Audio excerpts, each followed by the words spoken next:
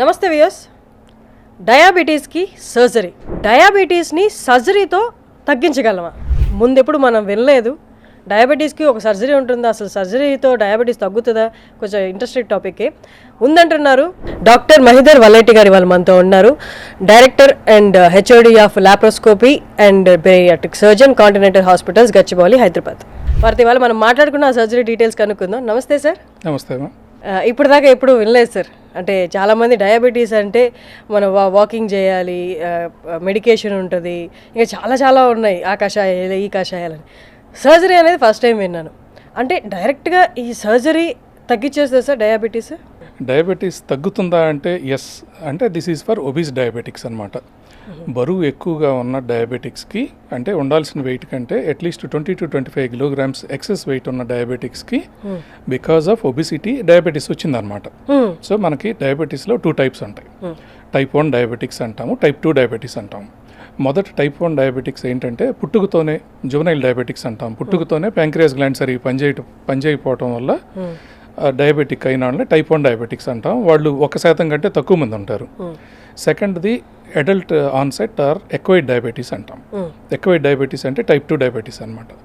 వాళ్ళల్లో more than 80% of type 2 diabetics మన కంట్రీలో దే ఆర్ ఒబీస్ అనమాట. వెయిట్ ఎక్కువ ఉండటం వల్ల డయాబెటీస్ వచ్చింది. వాళ్ళకి గనక మనం ఏదన్నా ప్రొసీజర్ చేస్తే వాళ్ళకి డయాబెటీస్ తగ్గిపోతుంది. సో ఆ ప్రొసీజరు దాన్ని మెటబాలిక్ సర్జరీ, ముందు బెరియాట్రిక్ సర్జరీ అనేవాళ్ళమే, ఇప్పుడు దాన్ని మెటబాలిక్ సర్జరీ అంటాం. మెటబాలిక్ సర్జరీ అంటే ఏంటంటే ఇట్స్ ఎ మెటబాలిక్ సిండ్రోమ్.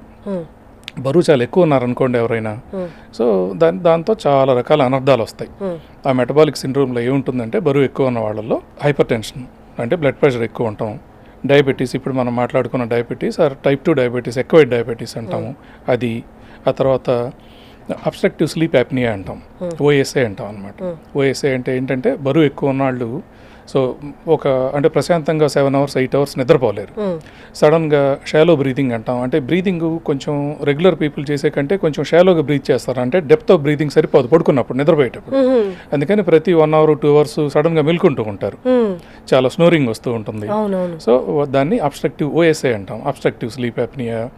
తర్వాత మోకాళ్ళ నొప్పులు రావటము, తర్వాత బ్లడ్లో ట్రైగ్లిజరైడ్స్ పెరిగిపోవటము, కొలెస్ట్రాల్ పెరిగిపోవటము.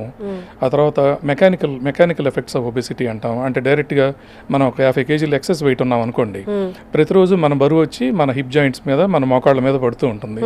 దాంతో ఆర్థరైటిస్ ఆఫ్ నీ joints, arthritis of hip joints, ankle pain, లేకపోతే స్ట్రెస్ ఫ్రాక్చర్స్ ఇన్ స్పైన్ అంటాం, బ్యాక్లో ఉన్న వర్టిబ్రా క్రష్ అయిపోవటం, ఇలాంటివి జరుగుతూ ఉంటాయి అన్నమాట. సో వాటిలో టాప్ ఆఫ్ ద లిస్ట్లో ఎప్పుడు డయాబెటీస్ ఉంటుంది మన కంట్రీలో. సో అన్ఫార్చునేట్గా మన హైదరాబాద్ని ఇప్పుడు diabetic capital of the world, not even the country in the world. So మనం దాన్ని ప్రౌడ్గా తీసుకోకూడదు యాక్చువల్గా. సో మనకి హైదరాబాద్లో కనుక ఇన్సిడెన్స్ తీసుకుంటే almost 16 to 17% of people either they are diabetic or they will become diabetic అనమాట. అంటే ప్రతి 6 7 ఒకళ్ళు డయాబెటిక్ అవుతారు వాళ్ళ లైఫ్ టైంలో. డయాబెటీస్ ప్లస్ ఒబిసిటీ 2 కలిపి వస్తాయి కాబట్టి దాన్ని డయాబెసిటీ అంటున్నారు ఇప్పుడు యాక్చువల్గా. వీటన్నిటిని కలిపి ఈ హైపర్ టెన్షన్, డయాబెటీసు, హార్ట్లో ప్రాబ్లమ్స్, లేకపోతే మోకాళ్ళ నొప్పులు, వీటన్నిటిని కలిపి మెటబాలిక్ సిండ్రోమ్ అంటాం. అంటే ఎక్కువ బరువు ఉన్న వాళ్ళకి వచ్చే రుగ్మత అనమాట. ఈ డిసీజ్ని మనం మెటబాలిక్ సిండ్రోమ్ అంటాం. సో ఈ మెటబాలిక్ సిండ్రోమ్ ఉన్న వాళ్ళకి, ఇన్ అదర్ వర్డ్స్, డయాబెటిక్స్లో లీన్ డయాబెటిక్స్, ఒబీస్ డయాబెటిక్స్ ఉంటారు. ఇది మేజర్ థింగ్. లీన్ డయాబెటిక్స్ అంటే ఇప్పుడు ఒక మనిషి 65 kilograms ఉండాలనుకోండి, అతను 65 kilograms ఉండి డయాబెటిక్ అయ్యాడు అనుకోండి, వాళ్ళకి మనం చేసే procedure that's not right for them. Surgery వాళ్ళకి అప్లై అవ్వదు. ఎవరికంటే ఒబీస్ డయాబెటిక్స్కి అప్లై అవుతుంది. అంటే ఉండాల్సిన వెయిట్ కంటే ఒక 20-25 kilograms ఎక్సెస్ ఉండి, in other words more than 32 BMI ఉన్న వాళ్ళకి, అంటే ఎక్కువ బరువు ఉండి డయాబెటిక్ అయిన వాళ్ళకి, అంటే వాళ్ళు ఎక్వైర్ చేసుకున్నారనమాట డయాబెటీస్ని మనం బరువు పెరగటం వల్ల, వాళ్ళకి మనం చేసే ప్రొసీజర్తో గ్యాస్ట్రిక్ బైపాస్ అని చెప్పి ఒక ప్రొసీజర్ ఉంటుంది. అది చేస్తే కనుక డయాబెటీస్ తగ్గిపోతుంది. 70 to 80% ఆఫ్ మందిలో డయాబెటీస్ కంప్లీట్గా డిసపియర్ అయిపోతుంది. రిమైనింగ్ 20% ఆఫ్ పీపుల్లో అట్లీస్ట్ తీసుకునే డోసేజ్ చాలా మినిమల్ డోసేజ్కి వెళ్ళిపోతుంది అనమాట. అంటే రోజు ఒక 6 టాబ్లెట్లు, ఆ తర్వాత కొంచెం ఇన్సులిన్ తీసుకుంటున్నారు అనుకోండి, వాళ్ళు ఏదో 1 టాబ్లెట్ మినిమల్ డోస్కి వచ్చేస్తారు. సో దాన్ని గ్యాస్ట్రిక్ బైపాస్ అంటాం దాన్ని. ఓకే, ఇందాక మనం మాట్లాడితే ఒక ఇంట్రెస్టింగ్ టాపిక్ వచ్చింది సార్, దాని గురించి మనం మాట్లాడుకుందాం. డౌన్ సౌత్ అందరూ రైసే తింటారు, చావల్ తింటారు. మనందరికీ మేజర్ కన్జంప్షనే రైస్. కానీ ఓన్లీ హైదరాబాద్ వరల్డ్ క్యాపిటల్ అయింది డయాబెటీస్లో. Is it because of Hyderabad biryani? Hyderabad biryani అని కాదు, వెరీ లైక్లీ ఏంటంటే it's a more of metropolisation అంటాం. మెట్రోపాలిస్ అన్నిట్లోనూ వేరియస్ కంట్రీస్లో, మన ఇండియాలోనే కాదు, ఇప్పుడు మన ఇండియాలో కూడా టాప్ 5 సే కలకత్తా, ఢిల్లీ, చెన్నై మనం అంతా తీసుకున్నాం అనుకోండి, అందరిలోనూ డయాబెటీస్ ఎక్కువే ఉంటుంది. So probably eating habits also, మీరు అడిగినట్టు eating habits also it possibly a cause. మనం ఎక్కువ కార్బోహైడ్రేట్స్, ఎక్కువ calorie rich kind of diet తీసుకుంటున్నాం అనుకోండి, అదే పనిగా సే చీజ్ ఎక్కువ ఉన్నదో, లేకపోతే బర్గర్స్ కానీ, పిజ్జాస్ కానీ, fast food and processed food అంటాం. అంటే క్విక్గా తీసుకోగలిగిన ఫుడ్ని మనం ప్రాసెస్డ్ ఫుడ్ అంటాం. అది consumption of alcohol, high calorie food, colas, desserts, ice creams, chocolates. So high consumption of carbohydrate and less consumption of fruit and protein ఉన్న వాళ్ళల్లో డయాబెటీస్ వచ్చే ఛాన్సెస్ ఎక్కువ ఉంటాయి అన్నమాట. వెయిట్ పెరుగుతారు, డయాబెటిక్ అవుతారు. డయాబెటీస్ అంటే రైస్ వల్లే డయాబెటీస్ అన్న సినోనిమ్ని తీసేయచ్చు సార్. అన్ని కూడా కారణాలు. ఎగ్జాక్ట్లీ. ఇప్పుడు నార్త్ ఇండియా తీసుకున్నాం అనుకోండి, నార్త్లో ఎక్కువ మంది వీట్ పీపుల్ ఉంటారు, అక్కడ డయాబెటీస్ ఉంటుంది. మీరు ఇంకొక బెస్ట్ ఎగ్జాంపుల్ చెప్తాను. చాలా మంది ఇంకా కామన్ క్వశ్చన్ నా దగ్గరకు వచ్చిన వాళ్ళు క్లినిక్లో, నా వైఫ్ చాలా ఎక్కువ నాన్ వెజ్ తింటుందండి, అందుకని ఏమో బరువు పెరిగిపోతుందని హస్బెండ్ కంప్లైంట్ చేస్తూ ఉంటారు. That's not true. యాక్చువల్గా నాన్ వెజిటేరియన్ తింటే బరువు ఎవరు పెరగరు. Actually non vegetarian is good for us, it is protein actually. మీకు ఇంట్రెస్టింగ్ థింగ్ ఏంటంటే, ఇండియాలో గుజరాత్లో majority of people vegetarian people, more than 90% of people in Gujarat, they are vegetarians actually. India lo highest incidence of obesity on the Gujarat state lo undi. So what does it tell basically? వాళ్ళ దోకలాలు అన్ని ఏమంటాం, ఎక్కువ carbohydrate food, sweetish kind of food తింటూ ఉంటారు. So there is no enough protein, so lot of carbs తింటూ ఉంటారు. That's why almost everybody Gujarati, almost everybody you can see they are obese actually. So metropolitan సిటీస్లో ఇందాక నేను చెప్తున్నట్టు ఎందుకు ఎక్కువ ఉంటుందంటే, kind of food habit and consumption of more variety of food available. ఇప్పుడు మీరు బయట స్ట్రీట్లోకి వెళ్తే ఎన్నో రకాల కైండ్ ఆఫ్ ఫుడ్స్ మీరు ఎవ్రీ 100 మీటర్స్కి ఏదో సమ్ రెస్టారెంట్, సమ్ జాయింట్, KFCలో అవి కనిపిస్తూ ఉంటాయి. So food is inviting you basically. అందరికి ఇంకా ఎక్కువ తీసుకుందాం అన్న కైండ్ ఆఫ్, అంటే బేసిక్ ఇన్స్టింక్ట్ కదా ఫుడ్ తింటాం అనేది. అది probably it is not that much in rural areas. Even rural ఏరియాస్లో కూడా ఇండియాలో almost around 10 to 11% of people they are overweight and obese even in rural areas. In urban areas now almost 20 to 30% of people are more than 30 BMI in urban areas. Hyderabad లాంటి ప్లేస్లో అంటే ప్రతి 3-4లోనూ ఒకళ్ళు over weight are obese ఉన్నారు. Sir, obesity అన్న వెంటనే ఇప్పుడు చాలా డైట్స్ ఉన్నాయి. ఈ డైట్ వాడి నేను 1 వీక్లో 3 kgs తగ్గాను, 1 మంత్లో 10 kgs తగ్గాను అంటే ఇప్పుడు సర్జరీ దాకా వెళ్ళాల్సిన కంపల్షన్ ఉందా సార్? అంటే ఈ డైట్స్ తోటి మనం తగ్గిపోవచ్చా? అంటే అలాగే వెయిట్ తగ్గామంటే డయాబెటీస్ కూడా తగ్గిపోతుంది కదా. ఎవరైనా సరే వాళ్ళంతటి వాళ్ళు డైటింగ్ చేసి, లేకపోతే ఎక్సర్సైజ్ చేసి, లేకపోతే పలానా కైండ్ ఆఫ్ రెజ్యూమ్ మీదకి వెళ్ళి వెయిట్ తగ్గితే that's well and good. Basically మేము చేసే బ్యారియాట్రిక్ ఆర్ మెటబాలిక్ సర్జరీ ఎవరికి వర్తిస్తుందంటే, బేసిక్గా ఆల్రెడీ ఉండాల్సిన వెయిట్ కంటే 25 kilograms క్రాస్ అయ్యి వెళ్ళిపోయిన వాళ్ళని యూజువల్గా వీ సజెస్ట్ దెమ్ బేసికల్గా. ఎందుకంటే వాళ్ళు అప్పటికే అన్ని రకాలు ట్రై చేసి ఉంటారు. ఒకవేళ ఎవరు ట్రై చేయకుండా డైరెక్ట్గా వచ్చారనుకోండి, యూజువల్లీ వీ ఎంకరేజ్ దెమ్, ఒకసారి ట్రై చేయండి, ఏదైనా కొన్ని అట్లీస్ట్ 6 months అన్నా సమ్ డైట్ అండ్ ఎక్సర్సైజ్ ఏమైనా ట్రై చేశారా లేదా. ఎక్కువ మంది ఏం చెప్తారు, నేను అన్ని రకాల డైట్లు ట్రై చేశానండి, నేను కీటో డైట్ తిన్నాను, నన్ను రోజు ఓన్లీ ప్రోటీన్ డైటే తినమని ఒక డైటీషియన్ చెప్పారు, రోజు 10 eggs తిన్నాను, కొబ్బరి నూనె తాగాను అనే విచిత్రమైన విషయాలన్నీ చెప్తూ ఉంటారు. So that is again not right. బేసిక్గా అంటే ఒకే కైండ్ ఆఫ్ డైట్ మీద, అంటే ఓన్లీ ప్రోటీన్ డైట్ మీద మనం we can't survive for long time. అది న్యాచురల్ కాదు. అది మిమ్మల్ని రోజు ఒక 10 eggs తిని ఇంకేం తినొద్దన్నాం అనుకోండి, అసలు without fat and without carbohydrate intake people can't survive basically. అందుకని మా దగ్గర వరకు రీచ్ అయిన వాళ్ళు ఎక్కువ మంది డైట్ ట్రై చేసి, ఎక్సర్సైజ్ ట్రై చేసి, రకరకాల ట్రై చేసి ఫైనల్లీ దే కమ్. బట్ యూజువల్గా మోర్ దెన్ 32 BMI ఉన్న వాళ్ళకే యూజువల్గా ఇది సజెస్ట్ చేస్తాం అనమాట. 32 BMI అంటే sir? Then we need to know what is BMI. బేసికల్గా బాడీ మాస్ ఇండెక్స్ అని ఉంటుంది మనకి. బాడీ మాస్ ఇండెక్స్ అంటే ఏంటంటే, మనం ఎంత ఎత్తుంటే ఎంత బరువు ఉండాలి అనేది ఒక స్టాండర్డైజ్డ్ చార్ట్స్ ఉంటాయి అన్నమాట. సో దాన్ని ఈజీగా క్యాలిక్యులేట్ చేసే పద్ధతి చెప్తాను మీకు. మన హైట్ని సెంటీమీటర్స్లో మెజర్ చేసి అందులోంచి 1 meter తీసేస్తే కనుక మనం ఎన్ని సెంటీమీటర్లు ఉంటామో అంత బరువు ఉండాలి, ఎవరైనా అంతే, వెరీ సింపుల్. ఇప్పుడు మీరు ఉన్నారనుకోండి, మీరు 5'4" ఉంటారు అనుకోండి రఫ్లీ, అంటే 160 సెంటీమీటర్స్లో మెజర్ చేయాలి. 160 సెంటీమీటర్స్ అంటే మీరు 60 kg ఉండాలి, వెరీ సింపుల్ క్యాలిక్యులేషన్. సో మగవాళ్ళు ఎక్కువ మంది ఉన్నారనుకోండి మన కంట్రీలో, ఇన్ జనరల్ చెప్తున్నాను. ఎగ్జాక్ట్లీ చెప్పారు సార్, నాది అసలు నాది నేను 5'4" అండ్ 60 ఉండాలి, ఐఎమ్ 66. Very good. మిమ్మల్ని చూడగానే మీరు 160 సెంటీమీటర్స్ ఉంటారని చెప్పాను, రోజు అయ్యి అలాగే వెళ్తూ ఉంటుంది కదా. Very good. సో మగవాళ్ళు ఎక్కువ మంది మన కంట్రీలో. సో 5'7" నుంచి 5'10", 5'11" యావరేజ్ వెయిట్ చెప్తున్నాను, హైట్ చెప్తున్నాను. అంటే సంథింగ్ లైక్ 167 to 175 సెంటీమీటర్స్ ఉంటారు ఎక్కువ మంది. సో మగవాళ్ళు ఎక్కువ మంది 65 to 72 kg ఉండాలి. ఆడవాళ్ళు ఎక్కువ మంది మన కంట్రీలో 5 నుంచి 5'5" వరకు ఉంటారు. అంటే ఏంటి, ఆడవాళ్ళు ఎక్కువ మంది 51 kg నుంచి ఒక 60 kg 62 kg వరకు ఉండాలి, వెరీ సింపుల్ అది క్యాలిక్యులేషన్. ఆడవాళ్ళు ఎవరన్నా 80 kg కంటే ఎక్కువ ఉన్నారు, మగవాళ్ళు ఎవరైనా 90 kg కంటే ఎక్కువ ఉన్నారు అంటే ఇన్ జనరల్ వాళ్ళ BMI 32కి వెళ్ళిపోతుంది. That's how we calculate. Simple calculation. ఎవరికి వాళ్ళు ఇప్పుడు ఇంటర్వ్యూ చూసైనా మీరు క్యాలిక్యులేట్ చేసేసుకోవచ్చు, మీరు ఏ బ్రాకెట్లో ఉన్నారు, సేఫ్ బ్రాకెట్లో ఉన్నారా, అన్సేఫ్గా ఉన్నారా.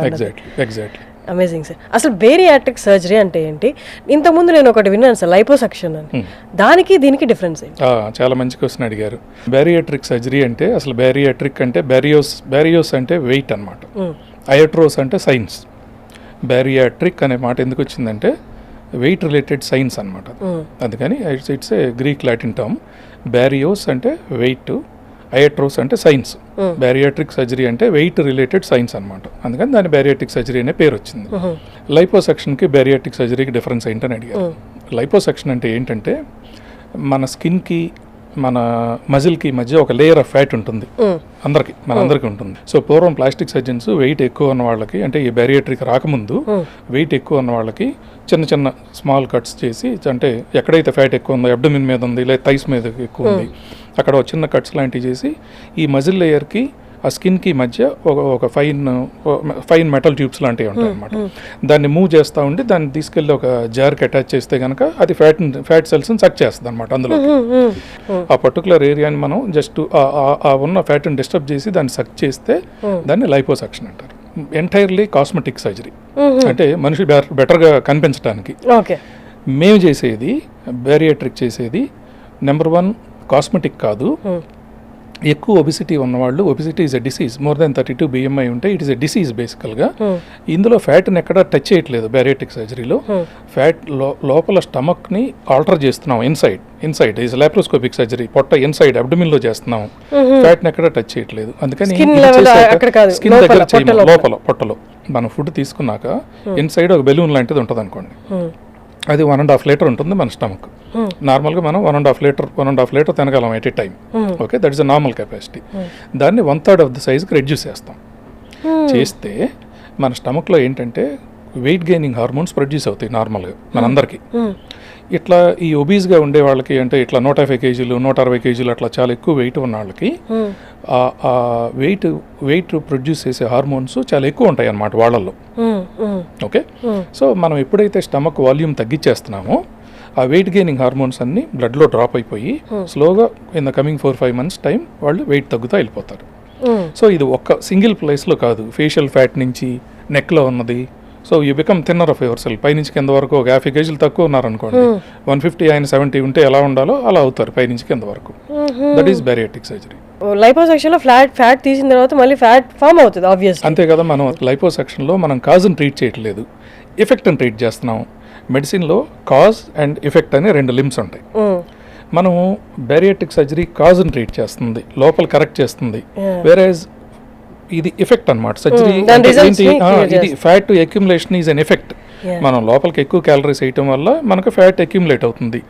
దాన్ని సక్ చేస్తే దట్స్ నాట్ ద ట్రీట్మెంట్. ఇంకో 2-3 నెలల్లో మళ్ళీ అక్యుములేట్ అవుతుంది. లాస్ట్ 20 years నుంచి it is so popular across the world. మన కంట్రీలో చేస్తున్నాను, నేను చేస్తున్నాను అని కాదు. This is done in more than 150 countries. It's a very happening kind of procedure. అంటే ఇప్పుడు బేరియాట్రిక్ సర్జరీ చేస్తే వీళ్ళు ఇంకా లైఫ్ లాంగ్ వెయిట్ గెయిన్ అవ్వరా సార్? చాలా మంది ఇది కూడా అడుగుతూ ఉంటారు నా దగ్గరికి వచ్చాక, ఏమండి నేను ఇట్లా సర్జరీ చేయించుకుంటాను, ఆ తర్వాత 10 years తర్వాత నేను ఎట్లా ఉంటాను, 15 years తర్వాత ఎలా ఉంటానని. సో దానికి ఏం చాలా సింపుల్ ఆన్సర్ ఏం చెప్తామంటే, నువ్వు అబ్నార్మల్ పనులు ఏం చేయకుండా ఉంటే కనుక అలాగే ఉంటావు. నేను myself I'm operating for more than 20 years the same surgery. నేను 20 సంవత్సరాల క్రితం సర్జరీ చేసి ఆ 150 kg వాళ్ళు 75 kgకి వచ్చిన వాళ్ళు, అలాగే మెయింటైన్ అయిన వాళ్ళు మెజారిటీ పీపుల్ ఉంటారు. అంటే 70 kg పైన లూజ్ అయిన వాళ్ళు. అబ్నార్మల్ థింగ్స్ అంటే ఏంటి అనేది చెప్తాను మీకు. High calorie liquid consumption. High calorie liquid consumption అంటే కూర్చొని రోజు ఆల్కహాల్ తాగటం. అది కూడా ఏంటి, కూర్చొని రోజు ఒక 1/2 లీటర్ ఆల్కహాల్ తాగేయటం. ఇప్పుడు మనం లోపల స్టమక్ వాల్యూమ్ తగ్గిస్తున్నాము, కానీ స్టమక్ తర్వాత స్టమక్ కింద ఇంకో 20 feet ఆఫ్ స్మాల్ ఇంటెస్టైన్ ఉంటుంది. ఓకే, లిక్విడ్ పోసామనుకోండి పైనుంచి, ఆ స్లీవ్ చేసిన వాల్యూమ్ తగ్గిన స్టమక్లోంచి స్మాల్ ఇంటెస్టైన్లోకి వెళ్ళిపోతూ ఉంటుంది. So that is like pouring liquid from above. So అదే హై క్యాలరీ లిక్విడ్స్ అంటే ఆల్కహాల్. కావాలని చెప్పి డెలిబరేట్గా స్వీటిష్ కైండ్ ఆఫ్ ఫుడ్ తింటాం. అంటే ఎంత పొడుగు చాక్లెట్ బార్లు రోజు, లేకపోతే 1 kg డబ్బా ఆఫ్ ఐస్ క్రీమ్ కొనుక్కొని తింటాం, కోలా డ్రింక్స్ తాగటం, అట్లా very high calorie kind of food డెలిబరేట్గా తింటే మళ్ళీ వెయిట్ పెరిగచ్చు. బట్ ఈవెన్ అట్లాంటి పనులు చేసినా ఒరిజినల్ వెయిట్కి రాపోవచ్చు. ఇప్పుడు నేను ఒక 120 kg పర్సన్కి 70కి వచ్చారనుకోండి for example, that 70 may become again 80-85. But going to 120 అంటే ఇక ఎంతో ఎఫర్ట్ పెట్టాలి నిజంగా అక్కడ వరకు వెళ్ళాలంటే కనుక. సో అవి అబ్నార్మల్ థింగ్స్ అంటే నా మీనింగ్ అది. ఇప్పుడు తతిమ వాళ్ళందరూ డైనింగ్ టేబుల్ మీద ఇంట్లో తతిమ అందరూ ఏం తింటున్నారో మనం అయ్యే తింటే మీరు వెయిట్ తగ్గుతారు, అక్కడే మెయింటైన్ అవుతారు. నార్మల్గా ఎలా ఉంటుందంటే బేరియాట్రిక్ సర్జరీ చేశాక అందరూ వెయిట్ తగ్గిపోతారు. So 5 to 10 years down the line మళ్ళీ పెరగకుండా ఉండాలి అంటే ఇలాంటి పనులు చేయకూడదు. సార్ అంటే ఇప్పుడు మీరు ఎప్పటి నుంచో ఉంది, బయట అబ్రాడ్లో కూడా బాగా చేస్తున్నారు, ఇక్కడ మీరు 20 yearsగా చేస్తున్నారు. అంటే ఆల్రెడీ ఇది ఆప్ట్ చేసిన వాళ్ళు చాలా మంది ఇక్కడే ఉండుంటారు, హైదరాబాద్ సిటీలోను, తెలుగు రాష్ట్రాల్లోనూ. నేను one of the senior most bariatric surgeon కంట్రీలోనే. అంటే ఎవరెవరు చేయించుకొని ఉంటారు అన్నది ఏదైనా, అంటే ఎంతమంది చేయించుకున్నారు, ఎవరెవరు ఏ ఫీల్డ్స్లో వాళ్ళు చేయించుకున్నారు? అన్ఫార్చునేట్ థింగ్ ఏంటంటే మా దగ్గర సర్జరీ చేయించుకొని బరువు తగ్గి దాని కోమార్బిడిటీస్ తగ్గిపోయి, అండ్ మనిషి ఎటు అందంగా కనిపిస్తారు బరువు తగ్గిపోయాక, అది ఒక 1 point. రెండోది మోర్ ఇంపార్టెంట్ ఏంటంటే వాళ్ళ డయాబెటీస్ తగ్గిపోయి వాళ్ళు తీసుకుని ఇన్సులిన్ పక్కన పడేసి, టాబ్లెట్స్ పక్కన పడేసి, కార్డియాక్ మెడిసిన్స్ పక్కన పడేసిన వాళ్ళు కొలలు కొన్ని వేల మంది ఉంటారు. ఎలాంటి వాళ్ళు చేయించుకున్నారు అంటే it's a mixed kind of ఏమంటాం సొసైటీలో మిక్స్ అనమాట. ఎంతో మంది సెలబ్రిటీస్ చేశాను, మూవీ యాక్టర్స్ చేశాను, IAS IPS ఆఫీసర్లు చేసాము, పాలిటీషియన్స్ చేసాము, ఎమ్మెల్యేలు చేసాము, వాళ్ళ ఫ్యామిలీస్ చేసాము. వెరీ ఇంట్రెస్టింగ్లీ నేను పనిచేసే ఏ హాస్పిటల్స్లో పనిచేశాను ఆ హాస్పిటల్స్లో ఉన్న బోల్డ్ మంది డాక్టర్లు చేశాను, ఎంతో మంది డాక్టర్లు చేశాను. ఇన్ఫ్యాక్ట్ ప్రాబబ్లీ కొన్ని hundreds of డాక్టర్స్ చేసి ఉంటాను లాస్ట్ 20 yearsలో. సో వీళ్ళందరూ ఏ అవగాహన లేకుండా అయితే దిగరు కదా, వాళ్ళు దిగుతున్నారంటే బాగా ఇన్ఫర్మేషన్ తెలుసుకుని. ఎగ్జాక్ట్లీ వాళ్ళంతా they are so educated, doctors are educated who are working with me every day in hospital. ఇది మెటబాలిక్ కాబట్టి ఇది ఆప్షనల్ ఉండదు వాళ్ళకి.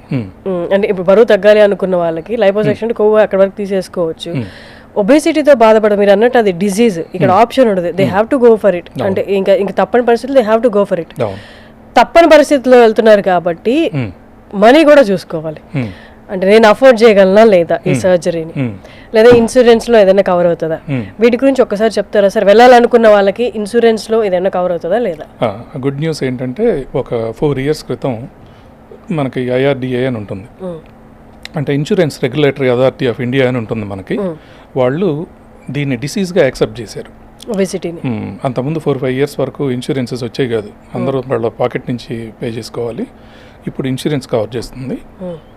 యూజువల్గా ఏంటంటే దీన్ని కాస్మెటిక్ సర్జరీ కాకుండా దీన్ని obesity is a disease basically more than 32 BMI ఉండి ఒక 2 రిలేటెడ్ కండిషన్స్ ఉన్న వాళ్ళకి ఈజీగా ఇన్సూరెన్స్ అప్రూవ్ అవుతుంది. ఇప్పుడు నేను చేస్తున్న సర్జరీస్లో more than half of them వాళ్ళకి ఇన్సూరెన్స్ ఉన్న వాళ్ళ సంగతి చెప్తున్నాను. ఇన్సూరెన్స్ అందరికీ వచ్చేస్తుంది. అంటే యూజువల్గా ఏంటంటే మోర్ దాన్ 35 BMI అంటే ఉండాల్సిన దానికంటే ఒక 25-30 kg ఎక్కువ వెయిట్ ఉండటమే కాకుండా 1-2 వెయిట్ రిలేటెడ్ కండిషన్స్ ఉన్న వాళ్ళకి ఇంకా ఈజీగా వస్తుంది అనమాట. అంటే ఇప్పుడు అందరికి ఏదో ఒకటి హైపోథైరాయిడిజం కానీ, లేకపోతే హైపర్ టెన్షన్, బ్లడ్ ప్రెషర్ కానీ, ఆల్రెడీ డయాబెటిక్ అయిపోవటం కానీ, ఎక్కువ వెయిట్ ఉండటం వల్ల మోకాళ్ళ నొప్పిలో ఆర్థోపెడిక్ సర్జన్ దగ్గరికి వెళ్ళటం కానీ, నిద్ర పట్టక ENT సర్జన్ దగ్గరికి వెళ్ళటం కానీ, ఇన్ఫర్టిలిటీతో girls another important thing what I'm seeing in the last few years, నేను మీకు చెప్పలేదు, పీసీఓడి అంటాం. పీసీఓడి పీసీఓడి అంటే లోపల ఓవరీస్ మీద చిన్న చిన్న తిత్తులు లాంటివి ఏర్పడతాయి గర్ల్స్ చాలా హెవీగా ఉన్న వాళ్ళలో. ఈ అమ్మాయిలు ఒకవేళ మ్యారేజ్ అయినా సరే తర్వాత ప్రెగ్నెంట్ అవడానికి చాలా స్ట్రగుల్ అవుతారు అనమాట, కన్సీవ్ అవర్ బేసిక్గా. So that is also part of metabolic syndrome. ఈ గర్ల్స్ నేను చేసే ప్రొసీజర్ తర్వాత వెయిట్ తగ్గిపోయి నార్మల్ వెయిట్కి వచ్చి ఓవరీస్ నార్మల్గా అయిపోయి ఆ తర్వాత కన్సీవ్ అయిన వాళ్ళు ఎంతో మంది కోకొల్లలో. అదొక గుడ్ న్యూస్ సార్, ఎందుకంటే ఒబేసిటీ మీరు అన్నట్టు డిసీజ్ కాబట్టి దానికి ఒక ఆప్షన్ ఉండదు, అంటే వెళ్ళి చేయించుకుందామా వద్దా అనేది. ఇమీడియట్గా చేయించుకుంటే రిజల్ట్స్ అనేవి బాగుంటాయి, సో దట్ హెల్త్ కూడా బాగుంటుంది. సో అలాంటి వాళ్ళకి ఇది ఒక గుడ్ న్యూస్, అంటే ఇన్సూరెన్స్లో కవర్ అవుతుంది కాబట్టి. అలాగే సార్ సర్జరీ, ప్రతి సర్జరీకి దాని తర్వాత కొన్ని జాగ్రత్తలు తీసుకోవాలండి. ఎస్పెషల్లీ బేరియాట్రిక్ సర్జరీకి సర్జరీ అయిన తర్వాత అంటే నార్మల్గా తను ఎలా ఉన్నాడో అలాగే లీడ్ చేయొచ్చా లైఫ్, లేకపోతే ఎక్కువ పరిగెట్టకూడదు, లేకపోతే అలాంటి ఏమైనా రెస్ట్రిక్షన్స్ ఉంటాయా? లాప్రోస్కోపిక్ సర్జరీ అంటాం, అంటే చిన్న కీహోల్ సర్జరీ అంటాం. చిన్న స్మాల్ 5 mm కట్స్ పెట్టి లోపలికి పొట్టలోకి కెమెరా పాస్ చేసి ఒక 1 to 1.5 hours సర్జరీ అంతా అయిపోతుంది. ఎనస్థీషియా నుంచి బయటకు వస్తారు, ఒక్క నైట్ హాస్పిటల్లో ఉంటారు, నెక్స్ట్ డే నుంచి నార్మల్గా ఉంటారు. ఈవెన్ ఇక్కడ పెట్టిన కట్స్ కూడా nowadays there are no sutures, దాని మీద చిన్న స్టిక్కర్ లాంటివి అంటిస్తాం. దాని మీద నార్మల్గా డ్రెస్అప్ అయితే అన్లెస్ మీరు చెప్తే నేను నిన్న ఏమైనా ప్రొసీజర్ చేయించుకున్నాను అని బయట వాళ్ళకి ఏం తెలియదు, అంత ఫాస్ట్గా రికవర్ అయిపోతారు. నెంబర్ 1. తర్వాత పోస్ట్ ఆపరేటివ్ ఏం తీసుకోవాలి అన్నారు కదా, మనకి యూనివర్సల్ డైట్ చార్ట్ అని ఉంటుంది. యూనివర్సల్ డైట్ చార్ట్ అంటే ప్రపంచంలో ఎక్కడ ఈ ప్రొసీజర్ చేసినా సరే సేమ్ థింగ్ ఫాలో అవుతాం. లోపల మనం ఇంటెస్టైన్స్కి సర్జరీ చేస్తాం కదా, ఫస్ట్ 1 week లిక్విడ్ డైట్ మీద పెడతాం. అంటే లోపల హీల్ అవుతూ ఉంటుంది అన్నమాట, సూచర్స్ హీల్ అవుతాయి. మనం బాడీలో ఏది కట్ చేసినా సరే 6 to 7 days తిరిగి అతుక్కుపోద్ది. సో ఫస్ట్ 1 week లిక్విడ్స్ మీద పెడతాం. సెకండ్ వీక్ థిక్ లిక్విడ్స్ అంటాం. థిక్ లిక్విడ్స్ అంటే అన్ని సూప్స్ థిక్ లిక్విడ్స్ అనమాట, కార్న్ సూప్, చికెన్ సూప్ అట్లాంటివి తీసుకోమని చెప్తాం. 3వ వారం 4వ వారం solid diet but soft diet, మెత్తటి ఆహారం తీసుకోమని చెప్తాం. చిన్న బేబీస్ని ఎలా ఫీడ్ చేస్తాం, ముందు లిక్విడ్స్, తర్వాత మెత్తటి ఆహారం, తర్వాత నార్మల్ డైట్, అది ఫాలో అవ్వమని చెప్తాం. అదర్వైజ్ అంత స్ట్రింజెంట్ కైండ్ ఆఫ్ రెస్ట్రిక్షన్స్ లేకపోతే ఇంకా ఇంపార్టెంట్ థింగ్ మీరు అడిగారు కదా, తర్వాత నడవచ్చా పరిగెత్తొచ్చా అని. సేమ్ డేనే సర్జరీ చేశాక 2-3 hours తర్వాతే wheel ask them to get up and walk, లేస్తే అటు ఇటు నడుస్తారు, వాష్రూమ్కి వాళ్ళే వెళ్ళి వస్తారు. నెక్స్ట్ డే తాగటానికి లిక్విడ్ స్టార్ట్ చేస్తాం, ఇంటికి పంపించేస్తాము. యూజువల్గా చాలా హెవీ ఎక్సర్సైజ్ ఫస్ట్ 1 week చేయొద్దని చెప్తాం, లోపల హీల్ అవుతూ ఉంటుంది కాబట్టి. Actually we encourage them to do some kind of exercise. 10 days అయిపోయాక ముందు కొంచెం వాక్ చేయండి, ఆ తర్వాత రెగ్యులర్గా మీరు అంత ముందు సైక్లింగ్ చేస్తున్నారా, జిమ్ చేస్తున్నారా, లేకపోతే ఉమెన్ అయితే కనుక డాన్సింగ్ చేస్తున్నారా, జంబా చేస్తున్నారా, or if you like to play some kind of sporting activity, అన్నీ చేయమని చెప్తాం, ఎంకరేజ్ చేస్తాం. యాక్చువల్గా వెయిట్ తగ్గే టైంలో మనుషులు మోర్ యాక్టివ్గా ఉంటే ఏంటంటే ఫ్యాట్ కాంపోనెంట్ ఒకటే బర్న్ అయిపోయి మజిల్ మిగులుతుంది, అది ఇంపార్టెంట్ థింగ్. సరే, సర్జరీకి సిద్ధపడి వచ్చేవాళ్ళు అంటే వాళ్ళు ఏమైనా జాగ్రత్తలు తీసుకోవాలా ముందుగా, అంటే ముందు రోజు సర్జరీ ముందు రోజు ఏమైనా జాగ్రత్తలు లాంటివి మనం ఆఫ్టర్ సర్జరీ మాట్లాడుకున్నాం ముందు. అవును, రేపు చేస్తామనగా ఈరోజు ఒక రోజు ముందు లిక్విడ్ డైట్ మీదకి వెళ్ళమని చెప్తాం. ఎందుకంటే లోపల చేసేటప్పుడు స్టమక్ క్లీన్గా ఉంటుందని చెప్పి ఒక డే ముందు లిక్విడ్ డైట్కి వెళ్ళమని చెప్తాము. ఇంకా స్పెసిఫిక్ ప్రికాషన్స్ అంటూ అంటే ముందు సర్జికల్ ప్రొఫైల్ అని చెప్పి చేస్తాం అందరికీ. అంటే అందరికీ ఎనస్థీషియాకి కావాల్సిన ఫిట్నెస్ అనమాట. సర్జికల్ ప్రొఫైల్ అంటే మన బ్లడ్స్ ఎలా ఉన్నాయి, మన లివర్ ఎంజైమ్స్ ఎలా ఉన్నాయి, మన కిడ్నీ ఎలా ఉంది, క్రియాటినిన్ ఎలా ఉంది, హిమోగ్లోబిన్ ఎలా ఉంది, అది రొటీన్గా క్లాటింగ్ టైం, బ్లీడింగ్ టైం అని. అది కాకుండా వీళ్ళకి ఎక్స్ట్రా చేసేది ఏంటంటే హార్ట్ ఎలా ఉందో చెక్ చేస్తాం. ఈసీజీ అను ఎకోకార్డియోగ్రామ్ అని ఉంటుంది, హార్ట్ ఎలా బీట్ అవుతుందో చూస్తాము. That's a workup, routine workup for general anaesthesia, అది చేస్తాము. ఒక రోజు ముందు లిక్విడ్ డైట్ మీద ఉండమని చెప్తాము. ఏ రోజైతే మనం ప్రొసీజర్ చేస్తామో ఆ రోజు మార్నింగే వస్తారు, అంత ముందు వచ్చి అడ్మిట్ అవ్వాల్సింది కూడా లేదు. ఆ రోజు మార్నింగ్ 6:30-7కి వస్తారు. ఆ రోజు నేను ప్రొసీజర్ చేస్తాను, ఆ రోజు నైట్ ఉంటారు. నెక్స్ట్ డే లిక్విడ్ స్టార్ట్ చేస్తాం, ఇంటికి పంపించేస్తాం. One night in hospital. Bariatric surgery వల్ల రిస్క్లు ఉంటాయా? చాలా కామన్గా అడుగుతూ ఉంటారు ఇది ఎందుకు ఇది రిస్కీ అని అనుకున్నారో ఎవరైనా సరే. I really don't know. దీనికి ఎక్స్ట్రా రిస్క్ అనేది ఇది లైక్ ఎనీ అదర్ సర్జరీ. ఇప్పుడు ఎంతోమంది గాల్ బ్లాడర్లు చేస్తూ ఉంటాం, గాల్ బ్లాడర్ స్టోన్స్ చేస్తూ ఉంటాం, హెర్నియాలు చేస్తూ ఉంటాం, లేకపోతే నీ జాయింట్ రిప్లేస్మెంట్స్. ప్రతిరోజు హాస్పిటల్లో డిఫరెంట్ స్పెషాలిటీస్ అన్నీ జరుగుతూ ఉంటాయి. That is equally good. బేసిక్గా బేరియాట్రిక్ సర్జరీకి ఎక్స్ట్రా రిస్క్ అనేది ఏమి ఉండదు. ఇన్ జనరల్ అనస్థీషియా ఇస్తే లిటిల్ కైండ్ ఆఫ్ రిస్క్ ఎవరికైనా ఉండొచ్చు. సో దట్ ఈస్ నెగ్లిజిబుల్ బేసికల్గా. అట్లాగే bariatric surgery is very safe. రెగ్యులర్గా చేసి దీని మీద ఎంతో ఇంట్రెస్ట్ తీసుకున్నాళ్ళు, రెగ్యులర్ యూనిట్, మనకు సపోర్టింగ్ స్టాఫ్ ఉన్న ప్లేస్లో చేయించుకోవడం సేఫ్ అనమాట. లాస్ట్గా మన వ్యూయర్స్కి ఎవరైనా సర్జరీకి ఆప్ట్ చేయాలనుకుంటున్న వాళ్ళకి ఏజ్ లిమిట్ ఏమైనా ఉందా, ఎవరెవరు రావచ్చు అన్నది ఒక్కసారి వ్యూయర్స్కి. యాక్చువల్గా మేము 20 years బ్యాక్ స్టార్ట్ చేసినప్పుడు గ్రోత్ కంప్లీట్ అయిపోయాక అంటే ఒక 18 ఇయర్స్ 19 ఇయర్స్ నుండి 60 ఇయర్స్ వరకు చేసేవాళ్ళు ఎక్కువ మంది. So as the time goes by last 20 ఇయర్స్లో థింగ్స్ హ్యావ్ చేంజ్డ్ యాక్చువల్గా.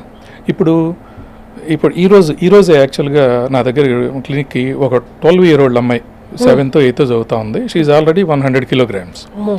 సో ఆ అమ్మాయి ఏదన్నా ఆడుకోవటానికి బయటికి వెళ్తానికి కానీ లేకపోతే ఫిజికల్ యాక్టివిటీకి వెళ్ళినా పక్కన ఉన్న పిల్లలు ఎంత బూయింగ్ చేస్తారని చెప్పి అంటే సోషల్గా స్లోగా ఐసోలేట్ అయిపోతూ ఉంది. So parents are very worried యాక్చువల్గా. అందుకని ఇప్పుడు అట్లాంటి ఏజ్ లిమిట్ ఏం లేదు.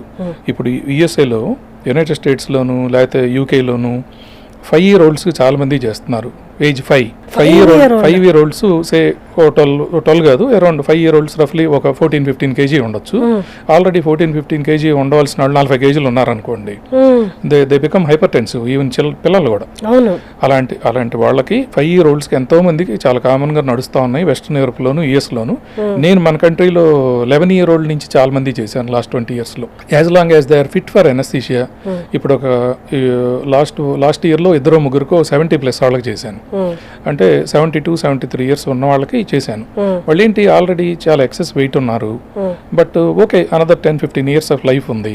ఆల్రెడీ నీ జాయింట్ ఆర్థరైటిస్తో వీల్ చైర్లోకి వెళ్ళిపోయారు. And they came and said, doctor నాకు ఇంకో 10 years లైఫ్ ఉన్నా, నేను ఇట్లా నన్ను మా అబ్బాయి మా కోడలో వీల్ చైర్లో నెట్టడం నాకు ఇష్టం లేదు, మీరు నేను చేయించుకుంటాను నేను ఫిట్ అయితే అని చెప్పి అడిగారు ఆయన.